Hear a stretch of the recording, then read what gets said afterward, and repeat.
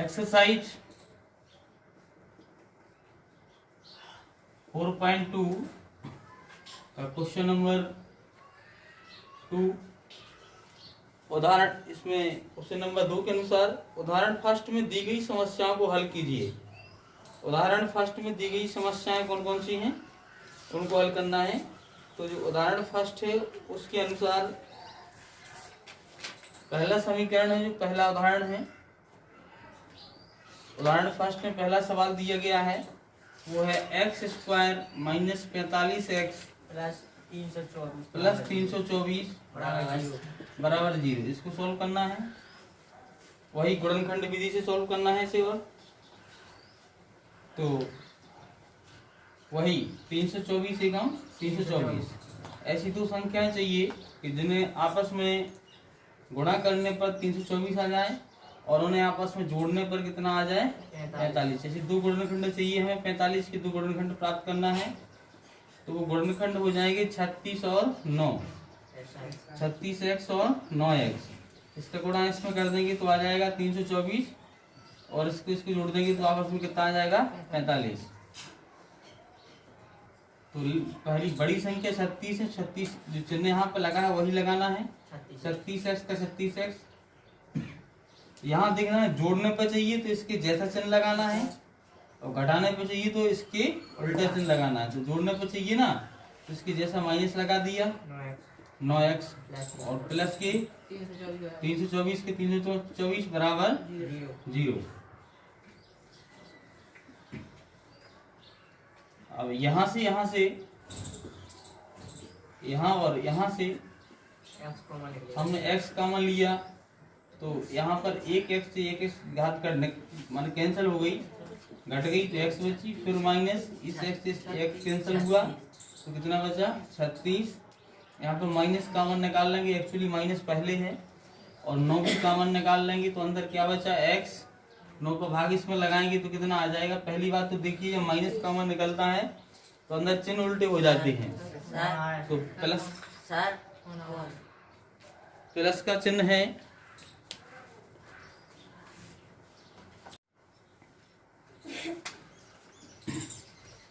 यहाँ से minus common निकाला तो चिन्ह उल्टा हो गया, क्या हो गया माइनस, प्लस का माइनस हो गया और 9 का इसमें भाग लगाया तो कितनी बार जाएगा 36 बराबर 0।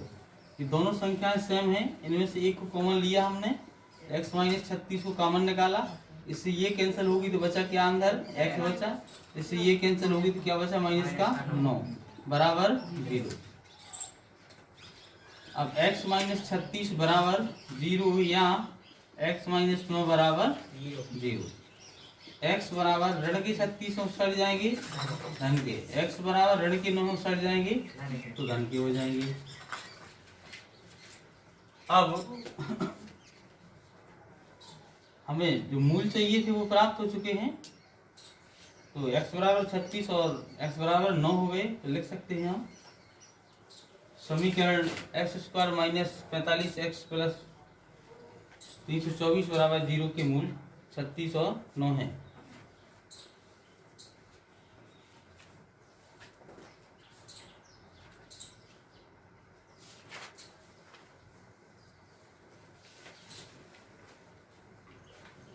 इस प्रकार से सॉल्व हुआ इस क्वेश्चन और लिख देंगे हम। दूसरा question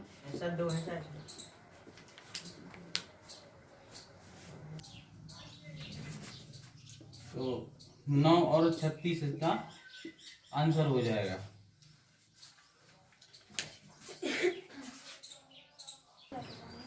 next question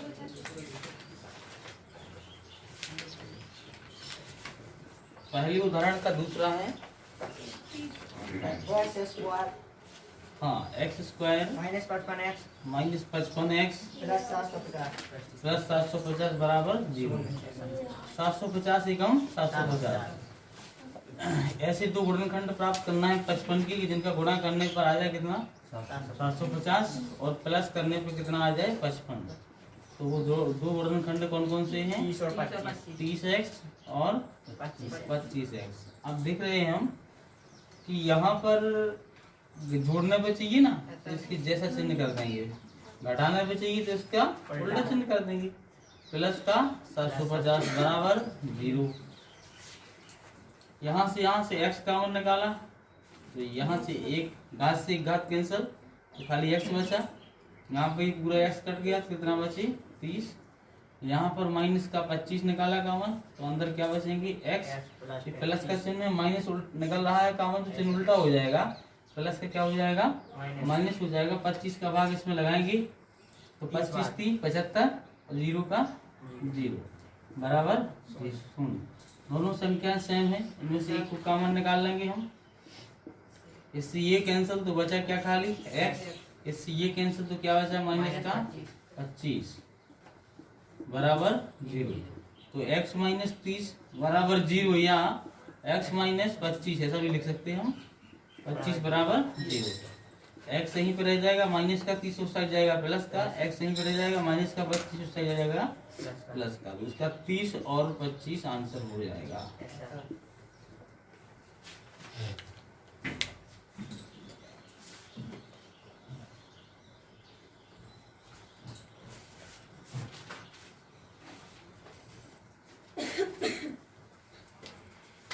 question number 3, ऐसी दो संख्या याद कीजिए जिनका योग 27 हो और गुणनफल 182। तो दो संख्या याद करना है जिनका योग टोटल कितना है 27 है, और उनका आपस में गुणा कर दीजिए कितनी हो जाएंगी वो 182 हो जाएगा गुणनफल। तो दो संख्याओं का योग 27 है तो हम पहली संख्या तो मान लेंगे x। अब दूसरी संख्या ज्ञात करना है तो कैसे ज्ञात करेंगे, इसमें से ये पहली संख्या घटा देंगे तो निकल आएगी दूसरी संख्या। कहने का मतलब दो संख्याओं का एक 36 है, ठीक है। हमने आपको बता दी कि एक संख्या कितनी है 9 है, मतलब x को क्या माना हमने 9। अगर दूसरी संख्या ज्ञात करनी है तो इस 9 को 36 में से घटाना पड़ेगा ना, ऐसा तो दूसरी निकल आएगी 25 में कितना बचेगा 25 से जो बचेगा कितने बचेंगे 27। तो ये हो गई आपकी दूसरी संख्या। तो इसी प्रकार से एक संख्या क्या मान ली हमने x, मान लीजिए 9 है, 9 के अनुसार क्या मान लिया हमने x। और दूसरी संख्या अगर हमें ज्ञात करनी है कि 27 तो फिर इसको क्या मान लिया हमने ये 27 माइनस x। तो इस प्रकार करना पड़ेगा तभी तो निकलेगी दूसरी। तो फिर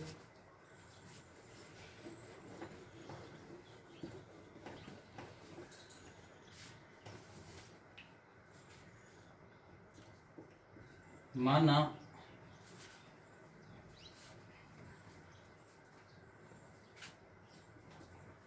एक संख्या बराबर x है तथा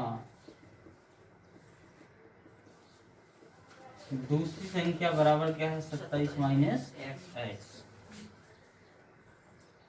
दोनों का गुणनफल कितना है 182। तो यानी इसका गुणा कर दें और इसका गुणा कर दें तो कितना आ जाता है 182। यानी दोनों संख्याओं का गुणनफल कितना है 182। तो अब गुणा करें, इसका गुणा x में किया, पहले तो x का 27 में कर दूं तो 27x हो जाएगा, फिर प्लस का गुणा माइनस में तो माइनस, x का गुणा x में होगा तो x स्क्वायर बराबर कितना हुई 182। ठीक है, इनका पक्षांतर कर दो तो 182 का 182, ऋण का x स्क्वायर इस साइड जाएगा, धन का x स्क्वायर, ठीक है।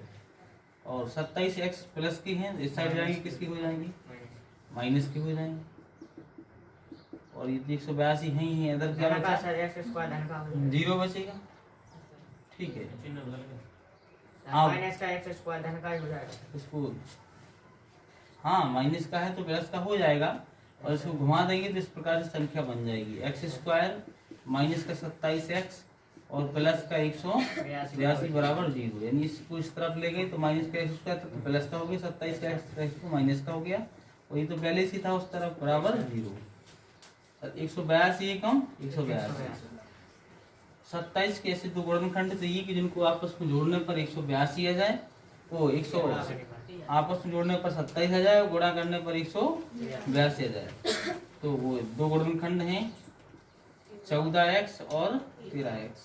यहाँ पर चिन्ह कौन सा लगाना है? अगर जोड़ने पर चाहिए, देखिए कैसे पता चलेगा कि जोड़ने पर चाहिए घटाने पर चाहिए? तो जोड़ने पर चाहिए ना, तो प्लस का चिन्ह लगेगा, मिलेगा आपको। अगर माइनस पे घटाने पर चाहिए तो किसका लगा होगा? माइनस का। तो इनको जोड़ना है तो इसकी जैसा चिन्ह लगा दो, घटाना है तो इसका उल्टा चिन्ह लगा दो। ये चिन्ह कहाँ से आएगा? जो यहाँ पे लगा वही आएगा यहाँ पे, ठीक है। और प्लस का 182 बराबर 0। यहाँ से x कॉमन निकाला तो क्या बचा? x, इससे x गया तो कितना बचा? 14। यहाँ से माइनस का 13 निकाला कॉमन तो इधर क्या बचा? x। माइनस कॉमन निकल गया तो ये चिन्ह उल्टा हो जाएगा तो माइनस हो जाएगा प्लस का। 13 का भाग 182 में लगाया तो कितना आएगा? 14। 13 एकम 13, बचे कितने? 5। 13 चौको 52 बराबर 0। दोनों एक जैसी संख्याएं हैं तो x माइनस 14 बराबर 0। नो, एक जैसी है तो इनमें से एक कॉमन निकाल लिया हमने, x माइनस 14। इससे ये कट गया तो क्या बचा इधर? x। इससे ये कैंसिल हो गया तो क्या बचा फिर? 13 बराबर। अब लिख देंगे हम x माइनस 14 बराबर 0 या x माइनस 13 बराबर 0, दोनों के बराबर 0 माना जाएगा। ठीक है, x बराबर माइनस का 14 उस साइड जाएगा प्लस का, x बराबर माइनस का 13 इस साइड जाएगा प्लस का। तो 14, 13 ये आपके क्या रहेंगे? वो संख्याएं चाहिए थी ना। हाँ। तो एक संख्या सर x दो संख्याएं कौन सी हैं? 14 व 13 है। जिनको आपस में जोड़ते हैं तो 27 आ जाता है, गुणा करने पर 182 आ जाता है। यही वो दो संख्याएं हैं।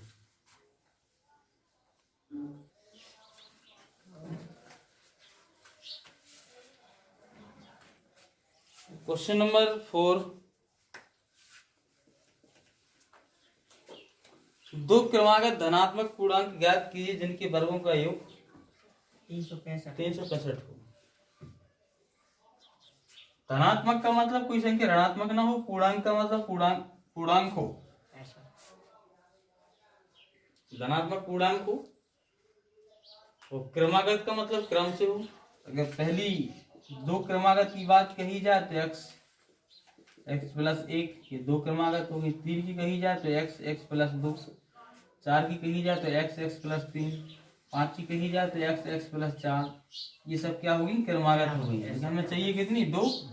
तो ये हो जाएंगी हमारी x और x प्लस 1। माना दो क्रमागत धनात्मक पूर्णांक x व x प्लस 1 है, ठीक है। तो ये है।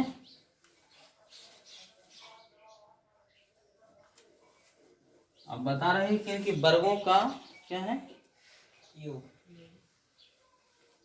जिनके वर्गों का योग कितना है? 365। तो वर्गों का योग यानी एक्स स्क्वायर, और इसका भी वर्ग करेंगे तो ये आ जाएगा x धन 1 का स्क्वायर। कितना है? बराबर है 365 है। यहाँ पे फॉर्मूला लग जाएगा a धन b का होल स्क्वायर बराबर a धन b का होल स्क्वायर बराबर a square plus b square plus 2ab। ठीक है, तो ये फॉर्मूला लगाएंगे हम। तो एक्स स्क्वायर वैसे का वैसा, a का स्क्वायर a मानेगी x को, b मानेगो 1 को। तो x का a का स्क्वायर मतलब x का स्क्वायर, b का स्क्वायर मतलब 1 का स्क्वायर प्लस 2 सूत्र के अनुसार 2 लिख दिए, सूत्र में 2 लिखे। गुणे a का मान x गुणे b का मान 1 बराबर 365। ठीक है, एक एक्स स्क्वायर और एक एक्स स्क्वायर कितने हो गए? 2x² प्लस एक आपको बता दिए कि एक पे 1,00,000 भी घात चढ़ा दो तो कितना आएगा? एक भी आएगा। 2 का गुणा x में करूँ तो 2x, 2x का गुणा 1 में करूँ तो कितना आ जाएगा? बराबर 365। 365। अब इसको 2x का 2x स्क्वायर प्लस 2x का 2x प्लस 1 का 1 प्लस का 365 इस साइड आएगा माइनस का होगा बराबर 0 0। 2x स्क्वायर प्लस 2x इतने में से इतना गया, कितना बचा? 364 माइनस के 364 बराबर। 0 अब हम सवाल को थोड़ा सा हल्का कर लें, ज्यादा अच्छा रहेगा। तो यहाँ से हम माइनस, यहाँ से सब जगह 2 कॉमन निकल सकते हैं ना, तो 2 कॉमन निकाल लेंगे तो यहाँ से 2 से 2 कैंसिल तो क्या बचा है? X square. यहाँ से 2 से 2 कैंसिल तो क्या बचा है? एक्स। यहाँ पर माइनस का माइनस 2 का भाग इसमें लगाएंगे तो 2 1 कम 2 बचा 1 तो हो गए 16, 2 8 16, 2 दूनी 4 बराबर 0। अब x square plus x minus 182 वैसा का वैसा बराबर 0 के बटे में क्या आ जाएंगे? ये 2 का मान है 0 ही आएगा। X square plus x minus 182 बराबर 0। वही सवाल बन गया है। 182 एकम 182। ऐसी 2 संख्याएं चाहिए, ऐसे 2 गुणनखंड चाहिए हमें एक्स के, क्योंकि गुणा करने पर कितने आ जाएं, आपस में गुणा कर दे तो 182 हो जाएं और एक दूसरे में से घटा दी जाए तो कितना हो जाए? एक्स बचे। तो वो है क्या? 14x और 13x। ठीक है, 14x और 13x। अब हमें घटाने पे चाहिए ना, तो इससे उल्टा चिन्ह लगाना पड़ेगा और माइनस 182 की 182 बराबर 0 यहाँ से x निकाल लेंगे कॉमन तो क्या बचेगा? x प्लस x से x कैंसिल तो क्या बचेगा? 14। यहाँ से माइनस के 13 निकाल लेंगे कॉमन तो अंदर क्या बचेगा? x। 13 से कैंसिल कर देंगे। ध्यान रखना माइनस कॉमन निकला तो चिन्ह उल्टा हो जाएगा, तो माइनस से क्या हो गया? प्लस। 13 से भाग देंगे 182 में कितना आ जाएगा? 14 बराबर 0। ये दोनों संख्याएं कैसी हैं? सेम हैं, तो इनमें से एक को निकाल लेंगे हम कॉमन, x प्लस 14। तो इससे ये कैंसिल तो क्या बचा आपका? x। इससे ये कैंसिल तो क्या बचा? माइनस का 13 बराबर 0 हो गया। ठीक है, अब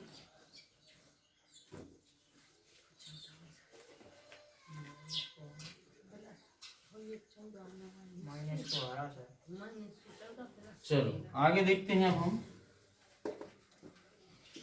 x प्लस 14 बराबर 0 या x माइनस 13 बराबर 0। तो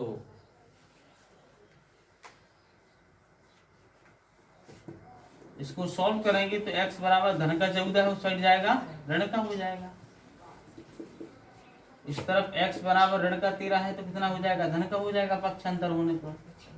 ये प्लस का, ये किसका है? माइनस का। चूंकि संख्या हमें धनात्मक पूर्णांक चाहिए। क्या चाहिए? तो चूंकि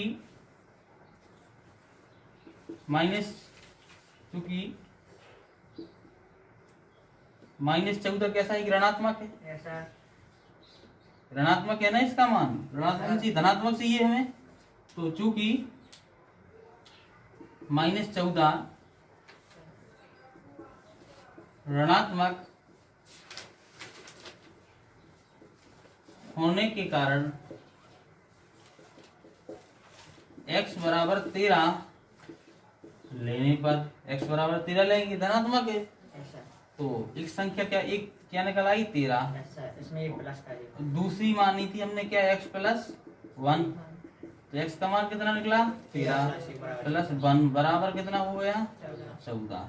तो ठीक है, वो 2 क्रमागत संख्याएं हैं। तो क्रमागत पूर्णांक, 2 क्रमागत धनात्मक पूर्णांक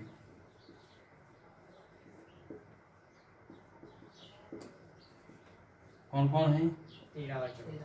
13 और 14 है। ये आंसर रहेगा आपका।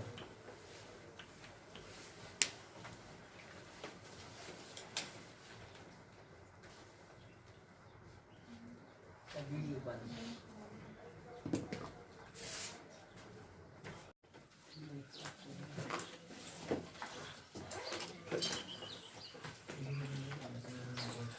क्वेश्चन नंबर एक्सरसाइज 4.2 का क्वेश्चन नंबर 5।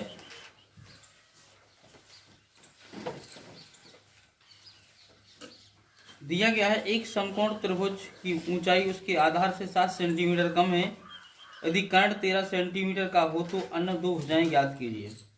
देखिए, समकोण त्रिभुज का मतलब होता है कि जिसमें एक कोण 90 डिग्री का हो, उसको समकोण त्रिभुज कहते हैं। तो जहां समकोण त्रिभुज होता है, ये समकोण त्रिभुज हो और उसमें दो भुजाएं दी गई हो और तीसरी भुजा ना दी गई हो कोई भी, तो एक सूत्र लग जाता है पाइथागोरस प्रमेय। कौन सी प्रमेय लग जाती है? पाइथागोरस प्रमेय लग जाती है। पाइथागोरस प्रमेय क्या होती है? कर्ण का स्क्वायर बराबर आधार का स्क्वायर प्लस लंब स्क्वायर, ये प्रमेय लग जाती है। तो इसमें कर्ण क्या कहलाता है? ये जो तिरछी भुजा होती है सबसे बड़ी होती है, कहलाती है क्या? आधार, कर्ण, ये कहलाती है कर्ण। ये नीचे है जो आधार बना रही है, इसको बोलते हैं आधार, इसको क्या बोलते हैं? लंब। तो इसमें ये फॉर्मूला लग जाता है, जब कोई दो भुजाएं दी गई हो, एक भुजा ना दी गई हो, तब इसमें ये सूत्र लगता है पाइथागोरस प्रमेय। तो इसमें दिया गया है एक समकोण त्रिभुज की ऊंचाई इसके आधार से 7 सेंटीमीटर कम है। देखो, इसमें बताया जा रहा है कि इसका आधार जो है वो जितना भी है, लेकिन उससे ऊंचाई जो है उसकी कितनी है? 7 सेंटीमीटर कम है। तो मान लीजिए हमने आधार मान लिया x, तो ऊंचाई क्या मान लें? 7 कम करना है ना, तो x माइनस क्या कर देंगे? 7। इसमें कर्ण दिया गया है, कर्ण कितना है आपका? 13 है। तो उसी के अनुसार चलते हैं हम। हमने लिखा, माना आधार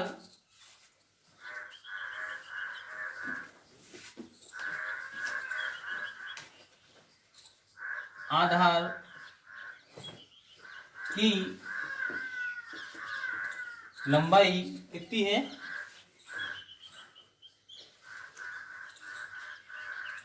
सेंटीमीटर में है। कितनी है? x सेंटीमीटर है, ठीक है। तथा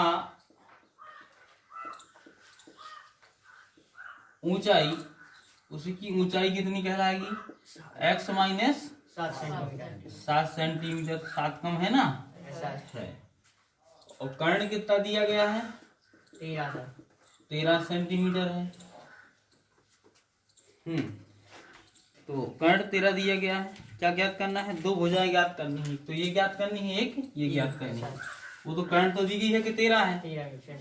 तो पाइथागोरस प्रमेय से, ठीक है ना? समकोण त्रिभुज में किससे चल रहे हम? पाइथागोरस प्रमेय से।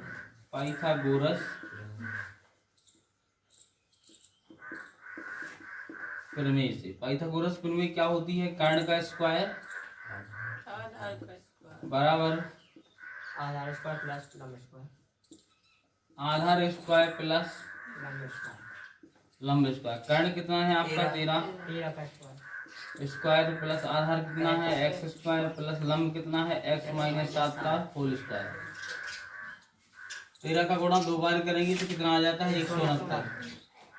एक्स स्क्वायर का एक्स स्क्वायर प्लस, देखिए यहाँ वही सूत्र लग जाएगा, ए ऋण बी का होल स्क्वायर बराबर a square plus b square minus 2ab। तो ए माना एक्स को, बी माना किसको? 7 को।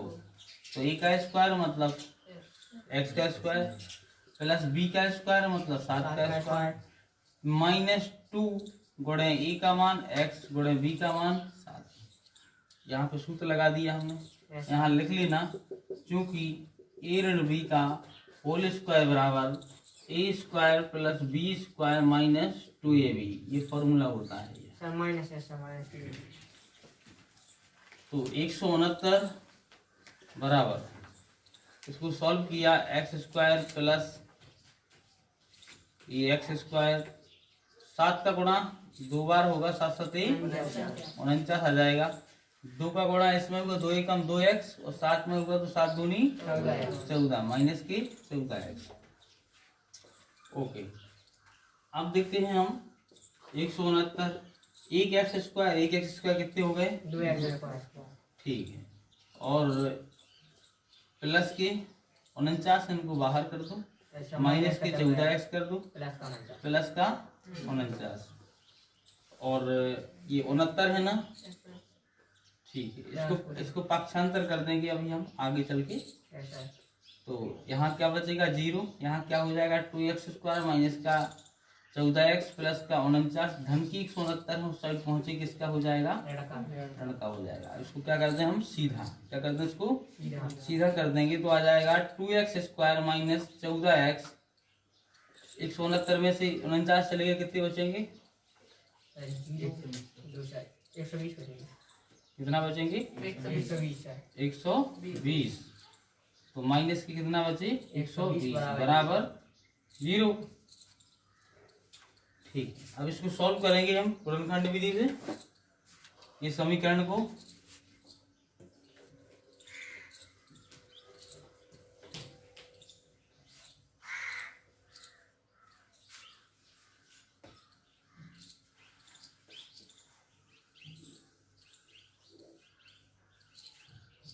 यहां से देखिए 2 निकाल लेंगे हम कॉमन। Yes sir. और भी छोटा समीकरण हो जाएगा। 2 कॉमन निकाल लिए हमने तो अंदर बचा x² और इसको 2 से भाग दिया तो 2 सकते हैं 14, 7x बचे हुए हैं माइनस यहाँ पे कितने बचे हुए हैं 60 बराबर 0। x² माइनस 7x माइनस 60 बराबर 2 का भाग लगाएंगे 0 में तो 0 ही आ जाएगा। ठीक है, अब हम 60 का गुणा यहाँ करें, 60 एकम 60 मतलब ऐसे 2 गुणनखंड चाहिए हमें 7 की, इनका आपस में गुणा करें हम तो कितना आ जाए हमें 60 प्राप्त हो। वो घटा दे पे एक दूसरे को आपस में से घटाने पर कितना आ जाए 7, तो वो हो जाएगी क्या 12x और 5x। 12 पंचे 60, 12 में से 5 चले जाएंगे, कितने बचेंगे 7। अब अगर हमें घटाने पे चाहिए तो इसका उल्टा चिन्ह लगाना पड़ेगा, तो प्लस का लगा देंगे। माइनस 60 का 60 बराबर 0। x², अब यहाँ से हम जोड़ा बना लेंगे, इनमें से कॉमन निकालेंगे। तो यहाँ से x निकाला कॉमन तो क्या बचा हुआ, इससे कॉमन निकालना है हमें। x निकाला तो क्या बचा x और यहाँ पे कितने बचे 12। यहाँ पर हमने प्लस का 5 निकाला तो x का x रह जाएगा, 5 से भाग लगाएंगे तो कितना आ जाएगा 12 आ जाएगा बराबर 0। ये दोनों कैसी हैं संख्याएं समान है तो इनमें से एक ले ली हमने x माइनस 12। इसका भाग इसमें लगाया तो बचा खाली क्या x, इसका भाग इसमें लगाया तो क्या बचा खाली 5 बराबर क्या आया 0 आया। ठीक है, इसके बाद x माइनस 12 बराबर 0 या x प्लस 5 बराबर 0। x यहीं पर रह जाएगा, ऋण के 12 उस साइड जाएंगे धन के, x बराबर धन के 5 उस साइड जाएंगे ऋण के। अब आप जानते हैं कि त्रिभुज की भुजा कोई भी ऋणात्मक नहीं हो सकती, तो लिखेंगे हम चूंकि त्रिभुज की भुजा ऋणात्मक नहीं हो सकती, इसलिए x बराबर क्या लेंगे हम 12। ये तो निकल आया आधार। अब निकालना है हमें ऊंचाई,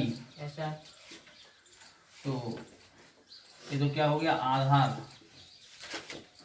x बराबर 12, ऊंचाई क्या मानी थी हमने x माइनस 7, x का मान कितना निकला 12 माइनस 7 बराबर 12 में से 7 चलेगा कितने बचे 5 बचे हुए हैं। तो लिख देंगे हम आधार बराबर कितना है 12 और ऊंचाई बराबर 5। ऊंचाई बराबर कितनी है 5 सेंटीमीटर। ये आंसर है आपका।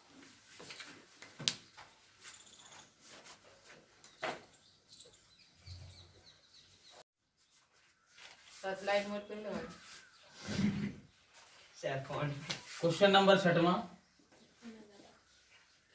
4.2 का क्वेश्चन 6वां। एक कुटीर उद्योग एक दिन में कुछ बर्तनों का निर्माण करता है।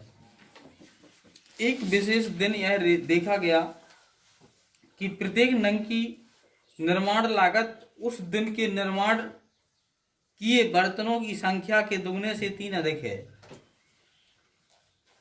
यदि उस दिन की कुल निर्माण लागत 90 रुपये थी तो निर्मित बर्तनों की संख्या और प्रत्येक नंग की लागत ज्ञात कीजिए। Yes, sir.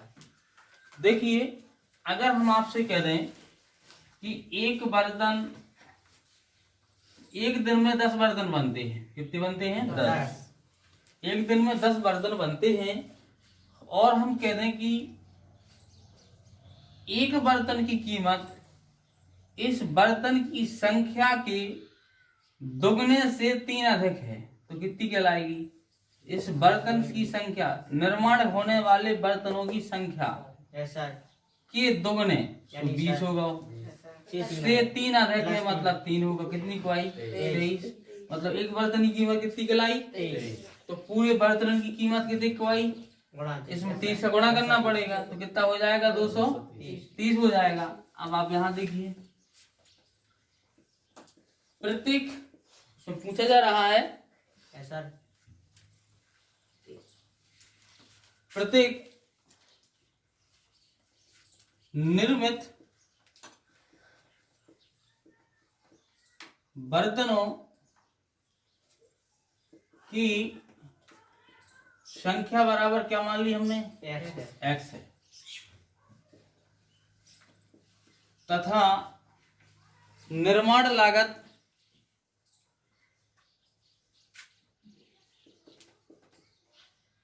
प्रत्येक नग की निर्माण लागत का कह रहे क्वेश्चन कह रहा है निर्मित बर्तनों की संख्या के दुगने से, तो 2x कर दिया। कितनी अधिक है? 3 अधिक। इतना कर दिया हमने, ठीक है। अब देखिए, आपको ये कह रहे हैं कि टोटल कितने रुपए के बर्तन बनते हैं? 90 रुपए के। तो कैसे निकालेंगे हम? अभी 10 को क्या मान लिया हमने? x मान लीजिए। 10 की जगह क्या आ गया? x, और 2x प्लस 3 की जगह क्या आ गया? ये 23। क्या आ गया? 23।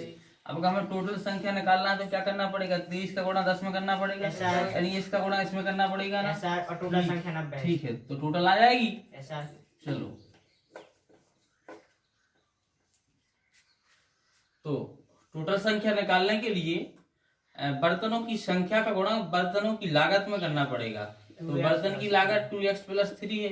टोटल लागत कितनी आ जाती है आपकी? 90 रुपए। ठीक है, तो इसका गुणा करेंगे तो 2 का गुणा हो जाएगा x का गुणा 2 में तो 2x स्क्वायर प्लस 2 का गुणा होगा 3 में 3x, तो 3x हो जाएगा। x का गुणा 3 में होगा, प्लस के 90 साइड आएंगे, माइनस के 90 बराबर क्या हो जाएगा? 0। 90 दूनी 180, 90 दूनी 180। मतलब यहाँ पे 90 नहीं लिखे, कितना लिखे हैं यहाँ पे? 180 लिखे हैं। अब ऐसी दो संख्याएं चाहिए हमें कि जिनका आपस में गुणा कर दें तो कितना आ जाए? 180। यहाँ पे कितना लिखे हुए हैं? 90 दूनी 180, ठीक है ना। गुणा करने पे आ जाए कितना? 180, और घटाने पे कितना आ जाए? 3, ठीक है। तो वो संख्याएं हैं 15x माइनस 12x। 15 का गुणा 12 में कर देंगे तो आ जाएगा 180, और घटाने पर चाहिए तो इसका उल्टा चिन्ह लगा दिया। 15 में से 12 चले जाए, कितने बचेंगे? 3। 90 बराबर क्या आ गया? 0। तो यहाँ से कॉमन निकालना है हमें अब। तो यहाँ से कॉमन निकाल लेंगे हम, खाली x ही निकलेगा क्योंकि 2 से 2 तो कट जाएंगे, लेकिन ये 15 नहीं कटेंगे। तो x निकलेगा मात्र। तो यहाँ पे क्या बचा? 2x। यहाँ पे क्या बचा? खाली 15। यहाँ से क्या निकाल लिया हमने? माइनस का 6। तो 6 दूनी 12, x का x चिन्ह में माइनस बाहर कॉमन निकलता है तो इसका जस्ट उल्टा हो जाता है, तो माइनस का क्या होगा? प्लस। 6 का भाग दिया 90 में तो कितना आ गया? 15 बराबर क्या आ गया? 0। ये दोनों एक जैसे हैं, पद में से एक को कॉमन ले लिया हमने, इसलिए इसमें भाग दिया तो ये कट गया, तो क्या बचा? x। इसका इसमें भाग दिया, ये कट गया, तो क्या बचा? माइनस का 6 बराबर क्या हो गया? 0 हो गया, ठीक है। अब 2x प्लस 5 बराबर 0 या x माइनस 6 बराबर 0, ऐसा लिख देंगे हम। तो 2x बराबर धन के 5 उस साइड जाएंगे 2 माइनस के 5, x बराबर 5 माइनस के बटे में कितना आ जाएंगे 2, x सही रह जाएगा, ऋण के 5 उस साइड जाएंगे, धन के 5 हो जाएंगे। अब हम जानते हैं कि वस्तुओं की संख्या ऋणात्मक तो हो नहीं सकती है, ऐसा ठीक है। तो चूंकि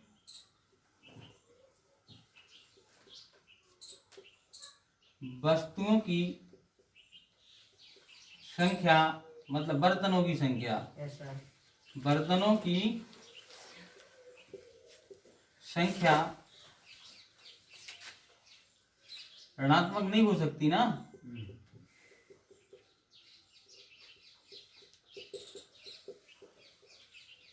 नहीं हो सकती,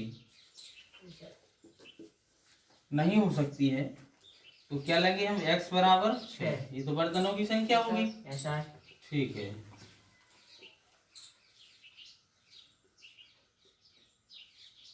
संख्या x बराबर 6।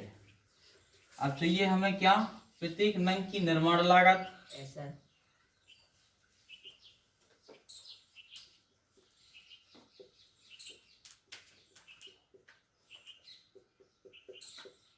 क्या मानी थी हमने 2x प्लस 3, ऐसा तो x की जगह पे कितना निकल आया अपना 6 प्लस 3 का 3 तो 6 दूनी 12 और 3 15 15 आ गया ना।